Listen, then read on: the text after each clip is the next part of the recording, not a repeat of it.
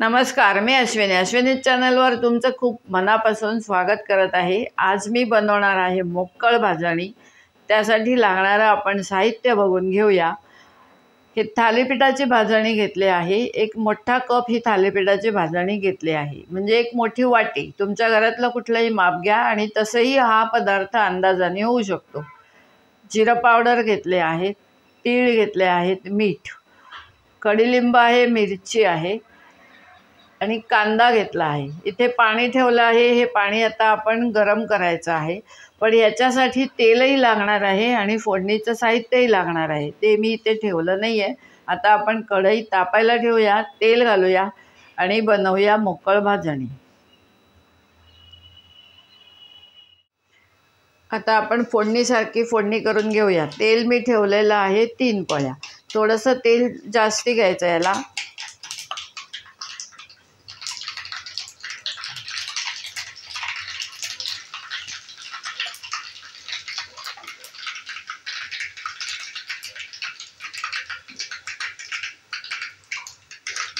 हिंग घातला आहे,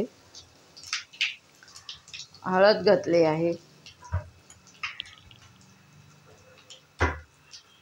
आणि याच्यामध्ये मिरची आणि कढीलिंब असा घालून देणार आहे आणि आपण आता लांबवायचं आहे।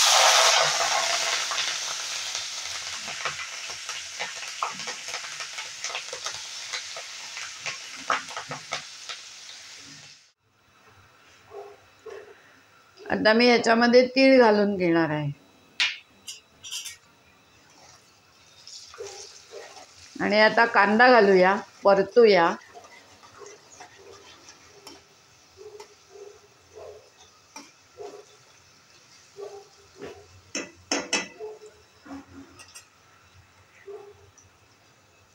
कांदा घालून घेतला आहे आणि कांद्यातच मीठ घालून घ्यायचं आहे। जेवढं आपल्याला लागणार आहे तेवढं मीठ घालून घ्यायचं आहे। गॅस मोठा करायचा आहे। आता गॅस मी बारीक ठेवला होता। तुम्हाला मोठ्या गॅसवर फोडणी जमत नसेल तर गॅस लहान करायचा। फक्त फोडणी जळली नाही पाहिजे एवढं एक ध्यान द्या।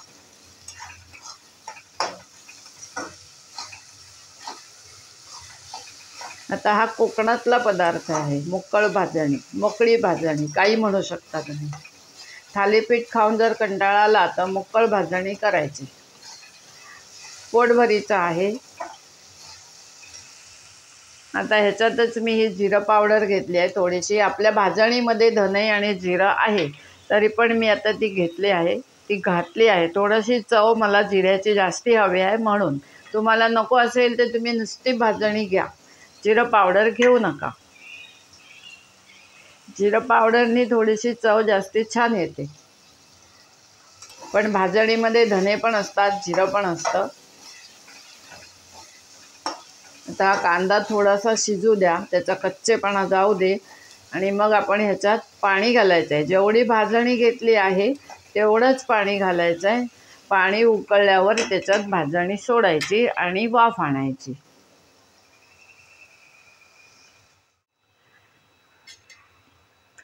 आपला कांदा परतून झालाय। आता आपण गॅस बारीक करायचा, मोठा नाही ठेवायचा आहे, कारण आपल्याला ह्याच्यात आता पाणी घालायचं आहे।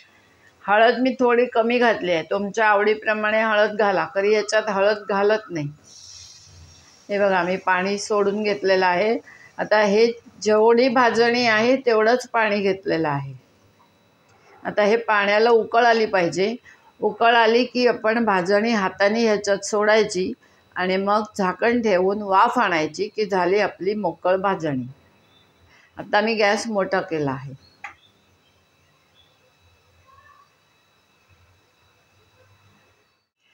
हे पहा, पाण्याला आता कशी उकळी आली की नाही, खळखळ खळखळ पाणी उकळते। आता मी गॅस थोडासा कमी करणार आहे, कारण आपल्याला भाजणी घालायची आहे। गॅस मोठा ठेवून आपल्याला चालणार नाही। अशी ही भाजणी सर्व आता आपण घालून घेऊया।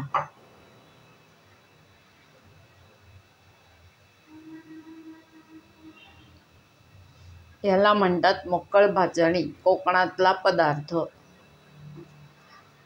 कोकणातला असा राहिला नाही, आता इथेही केला जातो। मध्ये मध्ये आपण कालथा मारून घ्यायचा तुम्हाला पाण्याचा अंदाज नसेल तर पाणी थोडंसं आधी कमी ठेवा. आपल्याला पाणी घालता येतं वरून, कारण ही भाजणी आहे ना, तर ही पाण्यात गेली की फुलून येते. आता पहा, मी आता ही कपानीच घालून देत आहे सगळी.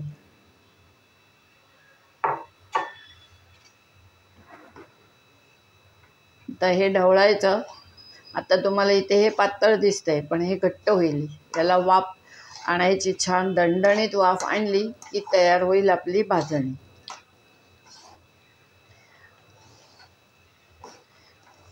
थालीपीठाची भाजणी घ्यायची, एवढं एक ध्यान द्या. भरड्याची भाजणी नका घेऊ.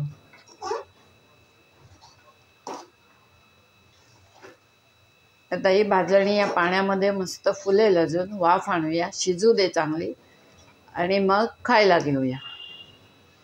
आता तुम्हाला लाल मिरच्या वापरायच्या नसतील तर तुम्ही ह्याच्यात लाल तिखट घालू शकता. आता मी मिरच्या घातल्यात त्यामुळे लाल तिखट घातला नाही आहे. हे बघा, आपण झाकण ठेवलेलं आहे. मी मध्ये एकदा झाकण उघडून बघितलेलं आहे भाजणी. एक साधारण 10 मिनटं लागतात त्याला, कारण ती चांगली शिजली पाहिजे, एवढं एक ध्यान द्या. आणि आता ह्याच्यात तुम्हाला जर वाटलं की ही आपली थोडीशी पातळ झाली तर त्याच्यात भाजणी तुम्ही वरून घालू शकता. पण भाजणी घातल्यावर फक्त मीठ घालायचं विसरू नका.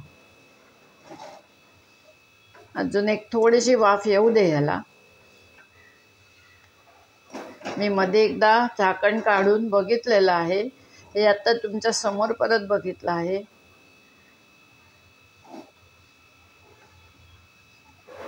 अजून एक 2-4 मिनटं मी वाफ आणायला ठेवते, आणि मग आपण नारळ कोथिंबीर वरून घालून भाजणी खायला घेऊया. पण मी आता ह्याच्यात एक लिंबू पिळणार आहे अर्ध, ते नंतर पिळूया, आधी वाफ येऊ द्या.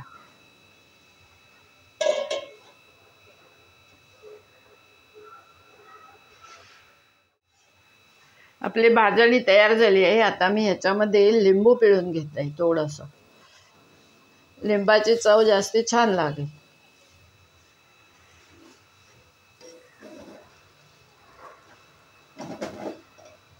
आपली मोकळ भाजणी तयार झाली आहे.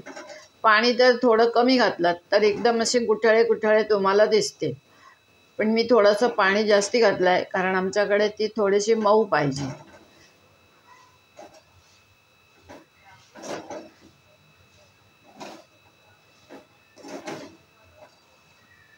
चला, आता आपण ही भाजणी खायला घेऊया. ही पहा, अशा पद्धतीने आपली मोकळ भाजणी तयार झाली आहे. त्याच्यावर आपण थोडासा नारळ घालून घेऊया.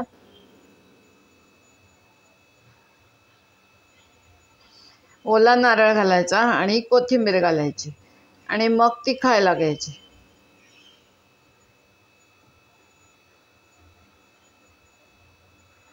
अशा पद्धतीने बनली आपली मोकळ भाजणी. एकदम चविष्ट झाली आहे. मी चव पाहिली आहे. अशा पद्धतीने नारळ कोथिंबीर घालून मोकळ भाजणी आपली तयार झालेली आहे. आता ही आपण खायला घ्यायची आहे. ह्याच्यावर तुम्ही साजूक तूप पण घालू शकता, मी आत्ता घातलेलं नाही आहे. ही मोकळ भाजणी जर का तुम्हाला आवडली असेल तर नक्की लाईक करा, शेअर करा. चॅनलला जे नवीन असाल त्याने अवश्य सबस्क्राईब करा. धन्यवाद. आता आपली भेट एका छानशा पदार्थासोबत होणार आहे. तोपर्यंत बाय बाय. फक्त ही भाजणी खाताना बरोबर पाणी घेऊन बसा, कारण ही भाजणी अशी घशामध्ये थोडी बसते आणि आपल्याला ठसका लागू शकतो. त्याच्यासाठी जवळ पाणी अवश्य घेणं जरुरी आहे. पाणी घेऊनच बसा आणि भाजणी खावा.